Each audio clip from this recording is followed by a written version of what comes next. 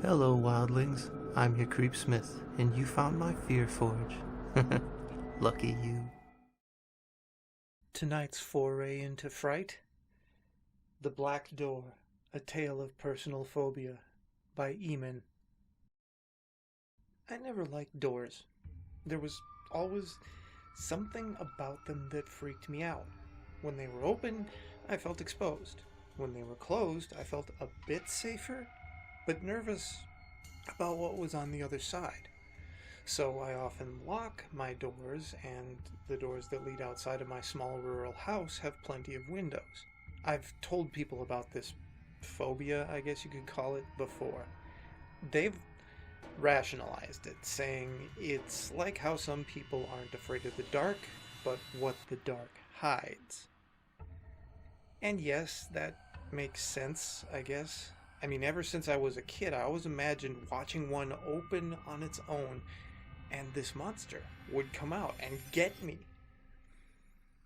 Even now again into my teen years, this happened.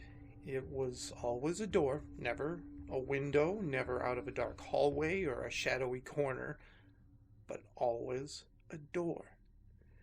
The knob would turn, the hinges would creak, and out would come this creature of utter blackness, and it would take me away, kill me, or whatever monsters did.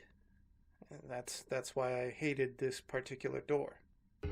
It was tall, nearly 8 feet tall and about 3 feet wide. It was jet black, and I did not like it. It was big, dark, and it was in my bedroom. I didn't use it often. It was a closet, and I kept some old clothes behind that door on racks. Suits, ties, dress pants, just some random formal stuff that I hardly ever used.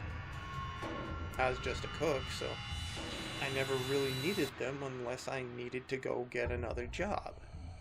Luckily, I've been able to stay at the diner that I'm working at for quite a long time. I haven't opened that door for probably 5 years now. I often wonder why I never got rid of it. If I didn't like it, why would I keep it? Well, I guess it just seemed silly, to get rid of a door because of some childhood fear. I was a big boy now, and I'm not supposed to be afraid of the dark, or the boogeyman, or a stupid door. Yeah. I rapped my knuckle against the door as I stood in front of it. I'm not afraid of you. You're just a big piece of wood. All you got behind you are some old clothes, probably don't even fit me anymore. I tried to laugh away my concern as I looked up at it. The door seemed to tower over me, and 2 small panels at the top of it seemed to angle down at me. For a moment, I felt like it was looking at me. I tried to laugh again, but couldn't quite muster the humor. Instead, I gave it another rap and walked off. I had things to do. Had to get ready for work, pay my bills. I had people to see. I didn't have time to be afraid of a door. A couple of nights went by after I had mocked the door. The feeling of being looked down on didn't really leave me for the rest of the week. For some reason, I just felt watched. I lay in bed one night, parallel to the door, and stared at it. It was hidden in the darkness, with only the brass knob there to let me know that it had never moved. I stared at it for some time, looking directly at it. I felt like I was in a staring contest with it. We just looked at each other, waiting for one or the other to make a move. We waited until one of us broke the stare. We tried to intimidate each other. We stared for a long time before I finally blinked, because that was the only one with eyes. When I did blink, I expected the door to suddenly swing open and reveal some sort of monster. Nothing happened, of course. The door simply stood there, looking at me, looming over me. A chill ran down my spine, and I finally turned away, went to sleep, but not until after several glances backward at the door. Woke up the next morning with a headache. My head pounded like a death metal drum solo. I groaned. It hurt like a son of a bitch. I pressed my hands on the bed to feel something warm dampen my hands. I opened my eyes, and there on my pillow and down onto the white sheets was a pool of blood. I sat up, tearing my face away from the pillow. It was sticky from the blood which had dried. When I examined the sheets closer, I saw drops falling from my nose. Oh, I had a bloody nose, of course. I quickly stood up from my bed and ran to the bathroom with my head up like some sort of I quickly stood up from my bed and ran to the bathroom with my head up like some sort of super snob. You know, the kind where they even look down on God. Anyway, I ran in and looked at myself in the mirror, and the left half of my face, mostly the cheek and mouth area, was dark red and brown, and there were 2 streams of the red stuff still dripping from my nose. I looked up again, this time feeling around the bathroom for some toilet paper. I found some and quickly plugged my nose up in a hurry. The paper stopped the blood, and I was finally able to sigh with some relief. I felt dizzy though, and when all of it had ended, my headache decided to take center stage again. With another groan, I wandered into my bedroom and picked up the phone and called in sick. I couldn't go into work like this. I called my boss, and with the toilet paper on my nose, I guess I sounded more convincing. He told me to call someone in to work for me, so I tried Fred. He's a friend of mine. He's a good shit. Hello? Came his voice. I must have woken him up. Hey Fred, it's Josh. Listen man, I'm feeling like shit, and I really need you to come in and work for me, alright? There was a silence on the phone. He was probably nodding. He had this stupid tendency to do that, like he thought the phone had video or something. And then finally he responded. Yeah, sure, he said with a yawn. Thanks, man. If you want, I'll take Friday for you. I would like that. Yeah. Okay, I guess I gotta get ready for work. Thanks, Josh. Yeah, thank you. I'll talk to you later. I hung up. There. I had a day to get cleaned up and try and make my head feel better. As I laid my phone back on the base, I noticed something odd. There was a sheet missing from the bed. Now, figuring I had just kicked it off as I slept, I looked around. Nothing. Not under the bed, not behind it, not around it. I looked all over, and I could not find this sheet. With a sigh, I sat back down on the bloody bed.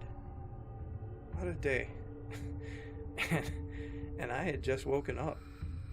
My head pounded as I tried to think, tried to calm down. I felt like crap, but I was also nervous for some reason.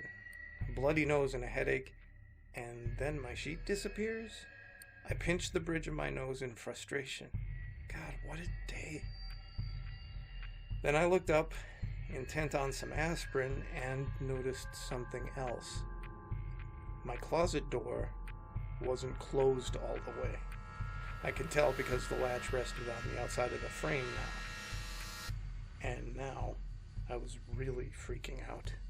I quickly stood up, still in nothing but my boxers, and approached the door. Then I reached for the handle and looked up at those 2 panels again. They seemed to be angling down at me, staring me dead in the eye. I hesitated and took a step back. Why was it open, and why was I so scared of it? It was just a door. It was nothing to be scared of, and yet I was. I was absolutely terrified right now. My head pounded, my nose was plugged with toilet tissues, and I was alone in my house in my boxers.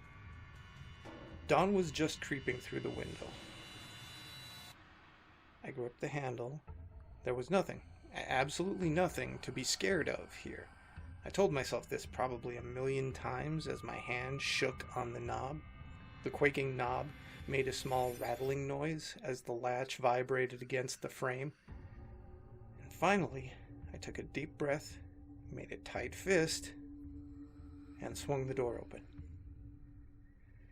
Inside were the 5 jackets, dress shirts, dress pants, 2 pairs of shoes that I wear for interviews. They were all aligned and straight on the rack hung by their hangers just as I'd left them 5 years ago. I looked down, and there was my sheet under the coats. It was folded up neatly into a perfect square. One word raced across my mind 1,000 times. How? How? I didn't know, and I didn't think I wanted to know. But mustering my courage again, I reached down and grabbed the sheet. Then I shut the door. I must have used more force than usual as the door shut with a small slam. I jumped in response, but otherwise I stood my ground. I looked back up at the 2 panels and remained still, and they looked back. They seemed to be waiting for some sort of response to my findings. Did they want praise, fear, scolding? What was I to do? Should I tell it how much it had scared me, how terrible of a trick this was? I looked up at it, and it looked back. I never moved from where I was until around 10 that morning. The day pressed on. I was back downstairs, cleaned up, headache was gone. I was sitting on my couch watching TV. I was watching a documentary about the Civil War, how Sherman marched through Atlanta, burning all in his path. Next to me in the chair was the sheet that I'd found in the closet. I didn't take the time to put it back on the bed, and I hadn't taken the bloody sheets and pillow off to be washed. I didn't intend to sleep up there again anyway.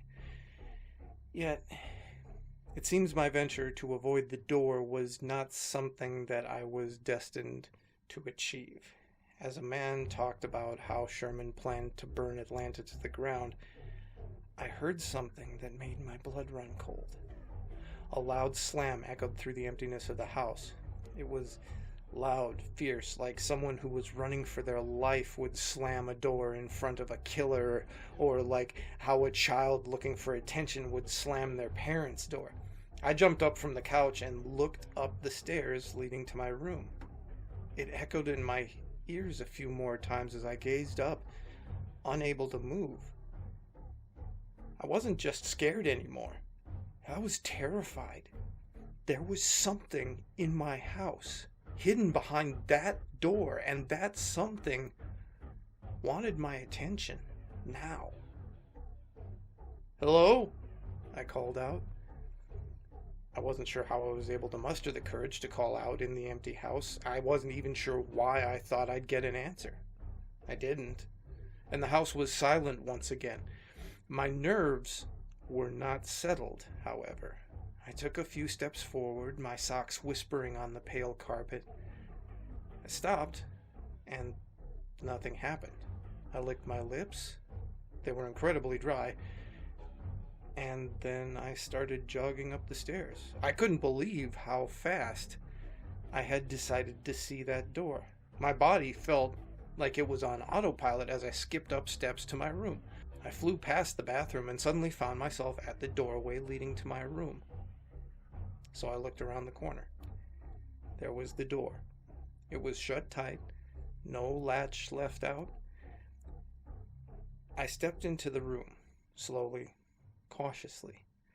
Those 2 panels watched me, watched my every move, like the eyes of a hawk or like a demon. I looked at them as I continued, and every few steps I paused to listen and watch. Nothing happened. Then I was at the door. I looked up at the panels again, and this time something else caught my eye. It was a long streak in the paint. The door was covered with them, but this one was larger than the rest and somehow stood out more. The streak extended between the two panels and curved, concave, facing down. It was smiling at me. Later, I was downstairs again. This time I had a beer in my hands, the quilt over me, and my head on the arm of the couch. This was around 11:30 p.m. I was watching a movie, one of the diehards, I think it was. I sat back, my eyes blank and my body cold. I was very cold now. I even wore my jacket under the quilt, and I was still shivering.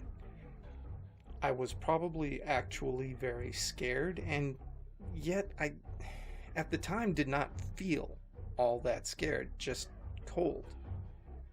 I watched as explosions came off the screen, as gunfire was passed back and forth between Bruce Willis and whatever terrorists they were. I watched my body shivering, yet still. I took a drink of beer, about only every 10 minutes, on the minute. I watched and waited, yet I knew that I was waiting for something. I was waiting for that door to do something, yet I couldn't leave. I didn't feel the need yet. I felt distant, actually, like I was watching myself watch TV. I only ever came back to the present whenever the 10 minutes came up. I watched the television and kept an ear out for something to happen. Then, at 12 midnight, just as I drank my beer, I heard what I was waiting for. The walls shook, the ground quaked, and my heart stopped. There was another loud slam. Oh, but this wasn't over yet. That was followed by another. Then another and another. The pace was slow at first, but it picked up quickly. It was almost like listening to a giant smash against a wall over and over again. My body moved faster than I ever thought I could, yet I remember every moment. My hair standing up, my legs kicking off the quilt, hands grabbing at the keys to my car, my head turning to the stairs. The slamming continued throughout all of this process. I ran out the door, ran to my car, and then I drove away. I drove so fast to get away from that slamming, but it continued in my head, pounding over and over again. It just wouldn't stop. I couldn't concentrate. I just heard the slamming of my closet door over and over again like a jackhammer. It pierced my mind and broke my sanity, and I began to laugh, and laughed even louder as I watched a pair of headlights rush at the front of my car. Sometimes fear's a bit like meth. It's a hell of a drug. Stay scary, wildlings, and make the most of your nights.